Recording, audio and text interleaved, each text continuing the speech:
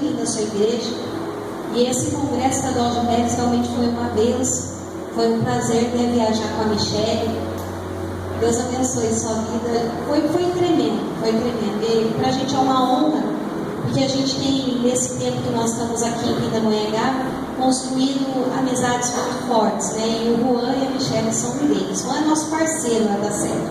Costumo falar para ele que ele faz parte da equipe, porque tudo que a gente precisa ele nos socorre. Ele é uma bênção na nossa vida.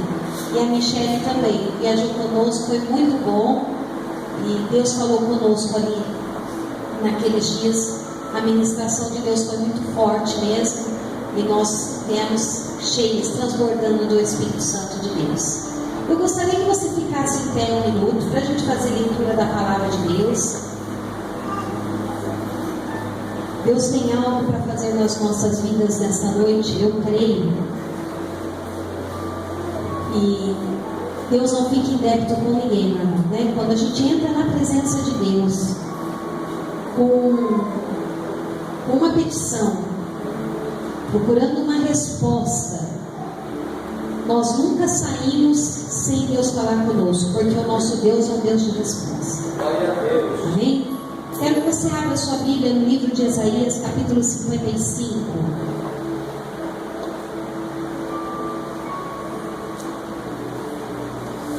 Isaías 55, versículo 8. A palavra do Senhor diz assim: pois os meus pensamentos não são os pensamentos de vocês, nem os seus caminhos são os meus caminhos, declara o Senhor. Assim como os céus são mais altos do que a terra, também os meus caminhos são mais altos do que os seus caminhos, e os meus pensamentos mais altos do que os seus pensamentos. Amém?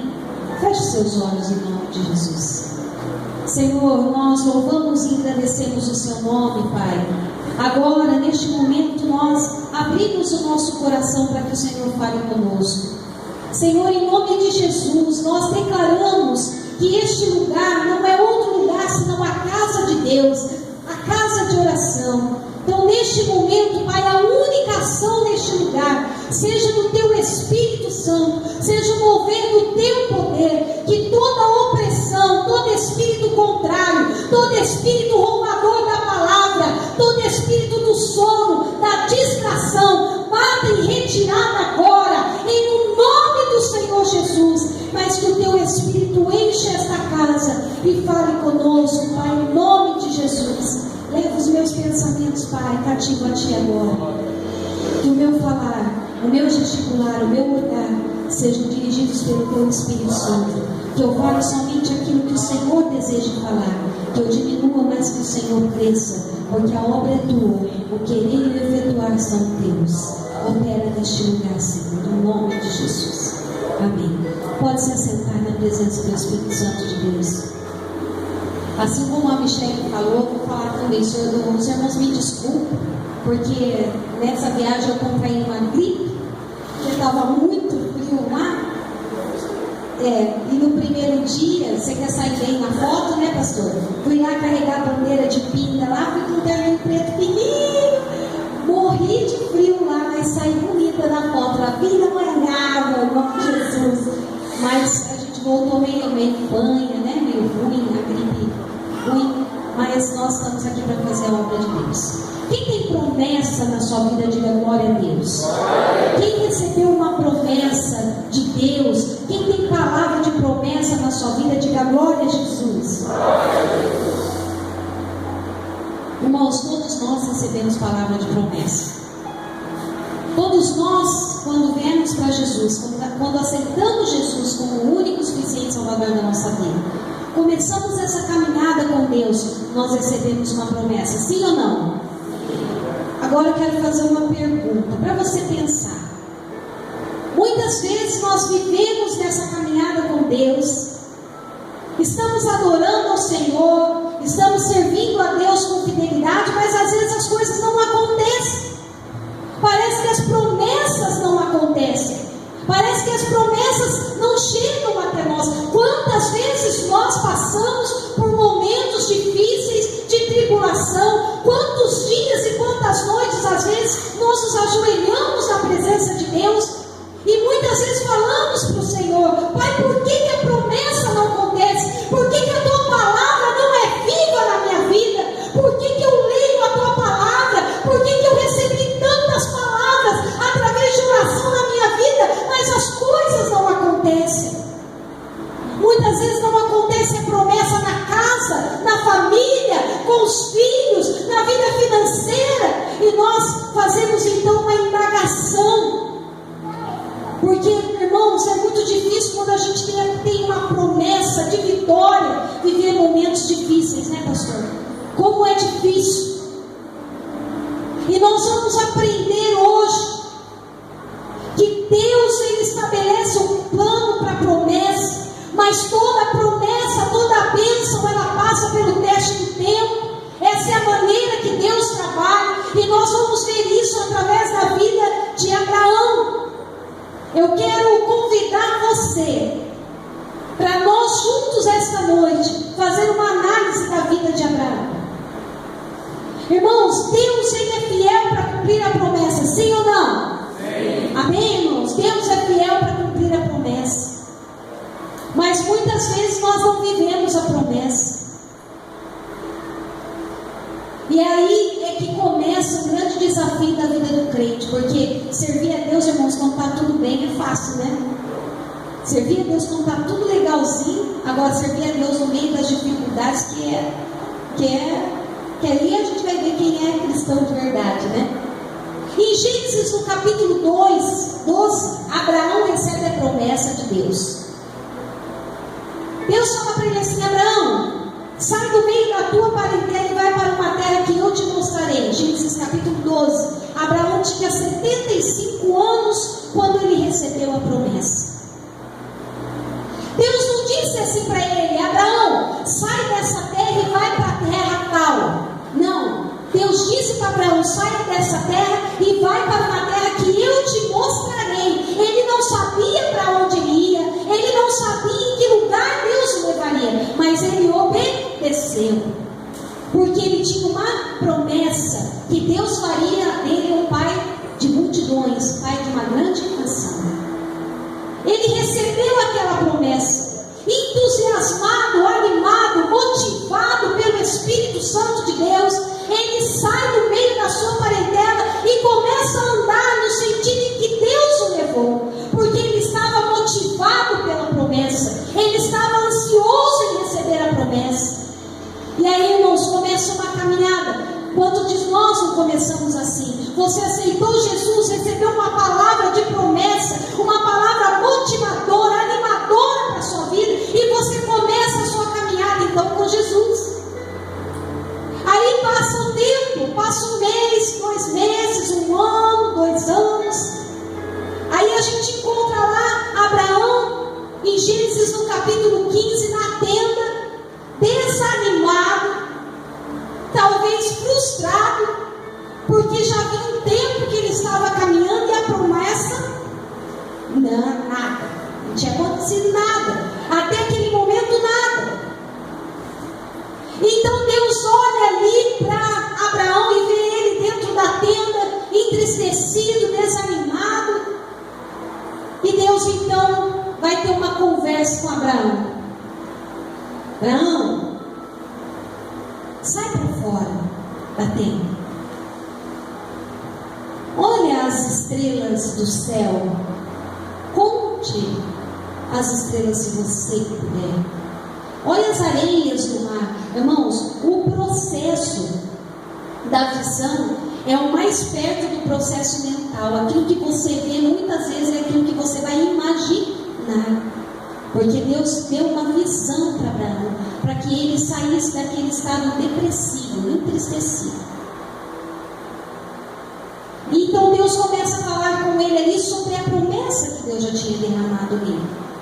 E Deus pede para Abraão sair fora daquela tenda, para que Deus pudesse falar com ele e a palavra entrar em seu coração. Irmãos, a tenda é lugar de mesmice, de limitação, de medo, de derrota, de inoperância, lugar onde não acontece nada, onde você não tem visão, onde você não olha para frente, onde você estaciona. Deus está te convidando esta noite para que você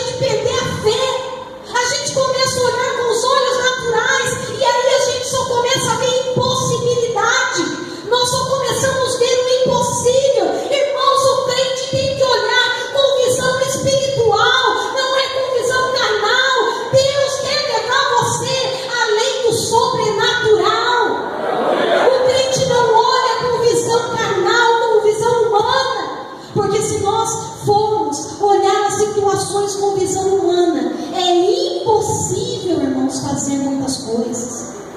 É impossível. Se eu perguntar para o pastor Henrique ou para o pastor, como o senhor construiu tudo isso aqui? O senhor tinha dinheiro? O senhor tinha dinheiro?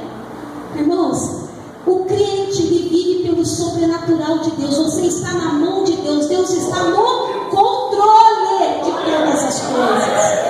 Deus está no controle da sua vida. Deus está no controle de tudo que Ele prometeu para você. Abraão, ele precisava de um sacode ali, de olhar para Deus, para o alto. A palavra de Deus diz isso: olhar para o alto, que é de lá que vem o nosso socorro. Muitas vezes, irmãos, nós queremos resolver as coisas de maneira natural.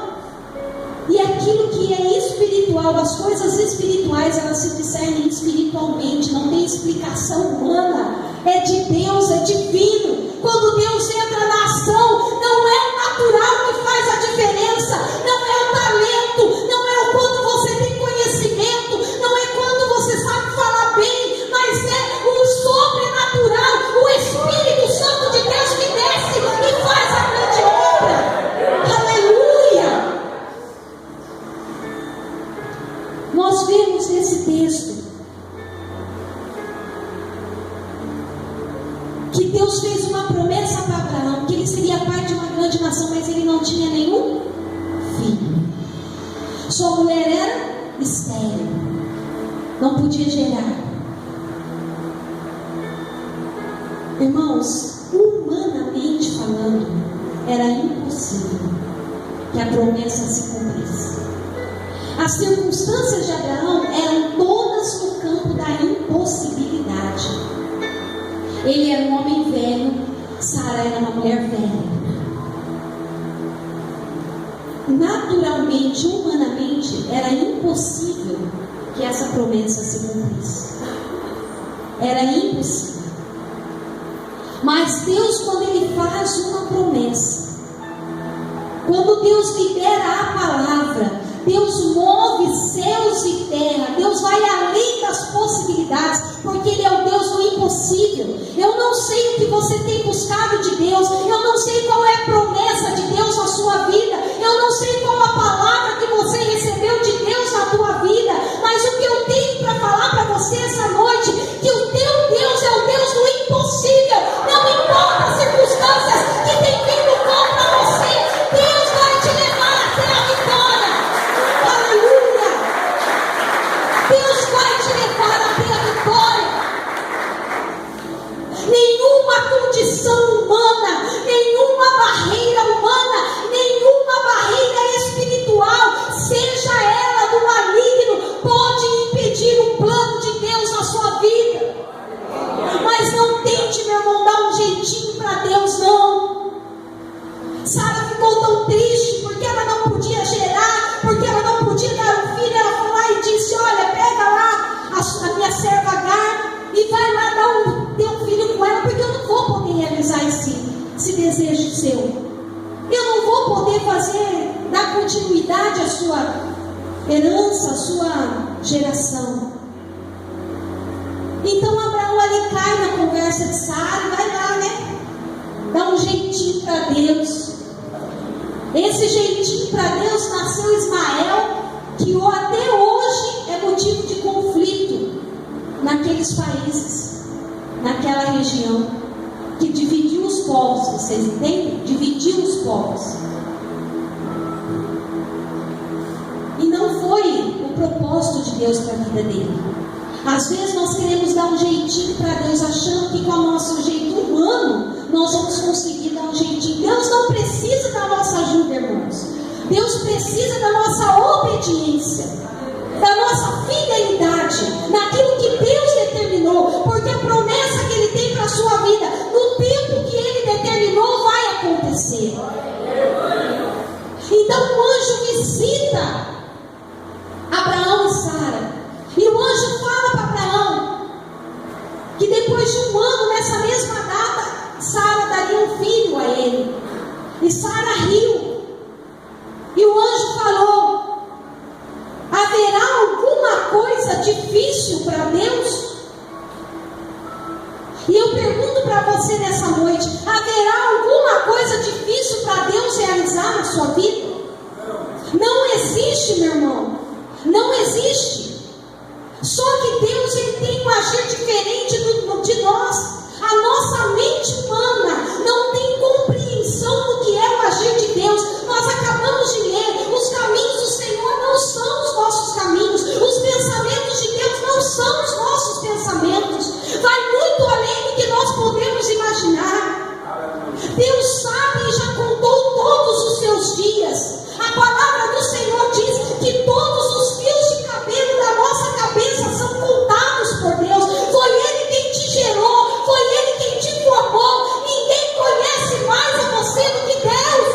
Ele sabe até onde você aguenta, até onde é o seu suporte, até onde você pode suportar. Às vezes nós passamos algumas lutas, algumas dificuldades, nós falamos assim: nossa, eu não estou suportando mais, eu estou além do meu limite. Irmão, você está na prova ainda, que você pode suportar mais um pouco. Você fica tranquilo que quando você não puder suportar mais, Deus vai mandar um escape, vai abrir uma porta, vai dar uma saída, vai vir um milagre, porque Ele conhece a tua vida. Mas não tenta dar um jeitinho para Deus, não. Não tenta pegar um atalho naquilo que Deus está fazendo na sua vida. Deixa Deus no controle de todas as coisas. Melhor é obedecer, meu irmão, do que sacrificar. A palavra do Senhor nos ensina. A palavra de Deus diz em Gênesis 21, 2, que no tempo determinado Isaac nasceu. No tempo determinado. Escuta isso. A promessa que Deus tem para a sua vida, a bênção que Deus tem para você, ela tem um tempo determinado para acontecer. No tempo de Deus, no tempo que foi gravado, no tempo que foi escrito, a bênção virá, o milagre vai acontecer, a porta vai se abrir, mas é no tempo que Deus determinou. Em todo esse tempo, meu irmão, Deus está trabalhando na sua vida. Sabe, é triste às vezes a gente falar, mas é uma realidade, porque quando a gente lê a palavra de Deus, ela é verdadeira. A escola de Deus é o deserto. Deus não tem outro jeito de trabalhar, você entende, meu irmão? O seu caráter é forjado no deserto, é lá que você aprende a ser dependente de Deus. Mas o mesmo Deus que dá a prova é o mesmo Deus que dá a saída. O mesmo Deus que lança você para os desafios está com você no desafio. Deus não pode ausentar da sua vida as dificuldades, mas Ele pode garantir a vitória. A garantia da vitória você já tem. Então nós temos que ser firmes na palavra de Deus. Nós temos que ser constantes. Nós não podemos ficar oscilando. Às vezes, irmãos, a promessa não acontece porque a gente titubia muito. Uma hora a gente está firme, outra hora a gente está desanimado. Uma hora a gente está orando, outra hora a gente já não quer mais nem orar. Num tempo a gente está vindo na igreja todo dia, culto de oração, é tarde da bênção, é domingo, é sábado. No outro tempo a gente vem lá no domingo e olha lá. Sai da tenda, meu irmão. Sai do lugar onde limita a sua visão. Perca essa debilidade que muitas vezes o inimigo quer nos cegar, quer mostrar para você que é impossível, quer mostrar para você um problema maior do que é. Não há problema maior do que o teu Deus. Não há problema que possa impedir o teu Deus de agir. Não há situação que Ele não possa mudar. Seja firme, seja constante, que Deus vai realizar aquilo que Ele prometeu na sua vida. Ele é poderoso para fazer infinitamente mais do que tudo. Deus está, irmãos, no controle de todas as coisas. Sabe um exemplo? Vou te mostrar. Estar no controle, irmãos, é ter o controle de todas as coisas, mas não interferir em todo o tempo, só quando é necessário, entendeu? Deus interfere quando há necessidade. Ele está no controle. Quando precisa interferir, Ele sendo Deus, Ele vai lá e interfere. Mas vamos fazer uma observação aqui. Jó era um homem íntegro, reto e fiel, amém? Tá. Deus era na vida de Jó, amém? Amém? Amém. Aí Deus está lá, em reunião com seus anjos, parece o capeta lá. A gente vê pela palavra de Deus que o diabo não fez nenhuma pergunta para Deus, foi Deus que perguntou para o diabo: viste o meu servo Jó? Da onde você vem? Onde você estava? Não, por aí, rodeando. Você viu lá o meu servo Jó, íntegro, reto e fiel, porque Deus, Ele conhece todas as coisas, Ele é onipotente, onipresente, onisciente, Ele sabe todas as coisas. Ele sabe a intenção do coração negro, né? A gente tem que falar o coração peludo do diabo, né? Porque ele já foi lá para acusar mesmo o acusador. Falou assim: mas também o Senhor colocou um muro em volta dele. Ele tem tudo, ele é rico, ele tem família, ele tem isso, ele tem aquilo, o Senhor protege ele. Tira tudo que ele tem para o Senhor ver se ele não blasfema, se ele não nega. Aí Deus permitiu. Interessante, irmãos, que eu amo essa palavra, porque até o capeta tem que obedecer a Deus, querendo ou não querendo, porque Ele é o Todo-Poderoso, Ele está no controle de todas as coisas. Entende? Às vezes a gente tem mania de falar: aconteceu alguma coisa de ruim, aí foi o diabo. Aconteceu isso, aquilo, aí foi o diabo. Nem tudo é o diabo, meu irmão. Ele tem a costa larga assim, mas nem tudo é culpa dele. Tem situações que são permissão de Deus para provar a sua fé, para fazer você crescer, para fazer você entender que é Deus na sua vida, que quem comanda a sua vida é Ele. Entende? E foi lá, tocou, tirou tudo de Jó. Interessante, irmãos, que o cara era rico, era um sheikeado, o cara era poderoso. Do dia para a noite ele ficou pobre, paupérrimo, sem nada. Não levou um mês, um ano. Foi do dia para a noite. Acabava de acontecer uma tragédia e vinha outra notícia. Acabava de acontecer uma, vinha outra. Imagina a estrutura daquele homem, como que não ficou. Perdeu todos os bens, perdeu a família, perdeu tudo que ele tinha, perdeu a saúde, ficou com lepra, seu corpo estava se decompondo, num estado deplorável, perdeu toda a posição que ele tinha de homem de Deus, de sábio, porque as pessoas iam tomar conselhos com ele. Ele era um homem poderoso, referência de homem de Deus, sabe o que é isso? E naquela época, quem tinha lepra, o que acontecia? Era colocado para fora da cidade, era uma pessoa impura, ninguém podia tocar nela, nem muito menos nem conversar, era sinal de pecado, enfim, sabe, afligiu a lei de Deus, feriu os princípios de Deus. Não foi isso, mas Deus permitiu aquela situação nele. A gente lê a Bíblia e a gente fala assim: mas por que Deus fez isso? Ele era íntegro, reto e fiel, não dá uma revolta na gente, às vezes, quando a gente lê essa palavra? Meu irmão, Deus sabe tudo que Ele faz. Deus é soberano em todas as coisas. E tudo que Deus permitiu que o diabo fizesse na vida de Jó, é porque Deus conhecia os limites de Jó. O diabo conhece o seu limite exterior. Quem conhece o seu limite interior é Deus. Só Ele sabe até onde você vai aguentar. Porque quem te formou foi Ele. O capeta não tem como te acusar e falar que você não vai aguentar. Porque Deus te conhece. Você é obra das mãos de Deus. E Ele é da sua vida. Aleluia. Então, irmãos, quando vinha a luta, quando vinha a dificuldade, o problema, encare o problema de frente. Olha para o problema e fala para ele: eu humanamente não posso, mas o meu Deus é comigo, e com Ele eu posso todas as coisas. Exemplo: Davi estava descendo para guerrear com o gigante Golias, um gigante de 3 metros de altura. Só a lança do cara, coitado, Davi ia ser churrasquinho naquela lança, eu não quero. O que Davi falou? Olha aqui, você vem contra mim com espadas e lanças, mas eu vou contra você em nome do... Acabou, irmãos, venceu a guerra.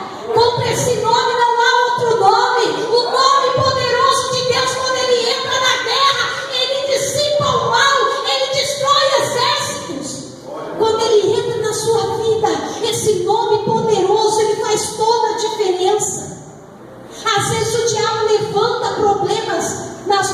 vezes para tentar nos paralisar. E quando nós nos deparamos com os problemas e vemos os problemas maiores do que eles são, porque é isso que o diabo quer fazer. Ele quer, tipo assim, imitar Deus, entende? Deus usa a visão para ilustrar para a gente, para nos levar para uma viagem no futuro, né? Porque muitas vezes a gente tem sonho. Hoje eu estava até comentando com o meu sogro lá em casa, eu estava rindo, que esses dias atrás meu sogro disse que sonhou que o Sylvester Stallone ia comer um churrasco lá em casa. E nossa, tá chique! Sylvester Stallone tá... A gente até brincou, mas Deus às vezes usa sonhos, momentos de oração, para nos levar num campo espiritual, aonde nós temos visões espirituais que Deus pode trabalhar na nossa vida. O diabo também. Ele quer imitar Deus, sabe? Então ele vem com aquele problema assim, que parece que vai engolir a gente, entendeu? Por quê? A missão dele é fazer você acreditar que você não vai conseguir passar por esse problema, que você não vai conseguir passar adiante. Sara e Abraão estavam nessa condição, eles estavam olhando as condições naturais, a velhice, o corpo debilitado. Irmãos, é impossível que um homem de 100 anos e uma mulher de 99 anos possam gerar um filho, mas o nosso Deus é poderoso. Ele derramou uma unção de rejuvenescimento nos dois. Os dois ficaram gatíssimos, novíssimos, e fizeram um filho, Isaac, o filho da promessa, no tempo determinado por Deus. Deus vai realizar a tua promessa, irmão. Não importa o tempo que passar, Ele é fiel para cumprir a promessa. Ele é fiel. Mas entenda isso, como diz no livro de Oséias, capítulo 6, versículo 1. Aquele que faz a ferida é aquele que liga, aquele que despedaça é aquele que vai ajudar. É Deus que permite todas as coisas. Se alguma coisa, irmão, está te afligindo, se algum problema vem te afligir, se derrame na presença de Deus, porque talvez seja uma permissão de Deus para que você alcance um estágio maior, para que você pule um degrau, para que você avance, para que você saia da tenda, para ter essa visão limitada e olhe para o horizonte, para cima, aonde Deus quer falar contigo, aonde Deus quer te mostrar os tesouros escondidos. Não tem uma luta não, meu irmão. Quem tem luta é porque tem vitória. Quem que está tudo belezinha, não põe a barba de molho, que alguma coisa errada tem. Porque crente que não tem luta, está alguma coisa errada. Entendeu? Porque, irmãos, é só lutando que a gente alcança, que a gente tenha vitória. Deus foi fiel na vida de Jó, porque Deus provou para Satanás que mesmo uma pessoa sem nada, sem saúde, sem família, sem bens, não ia negar o nome de Deus. E Jó deixou para nós um exemplo. Deus deu, Ele tirou. Bendito seja o nome do Senhor. A Ele a honra, a Ele a glória, Ele louvou.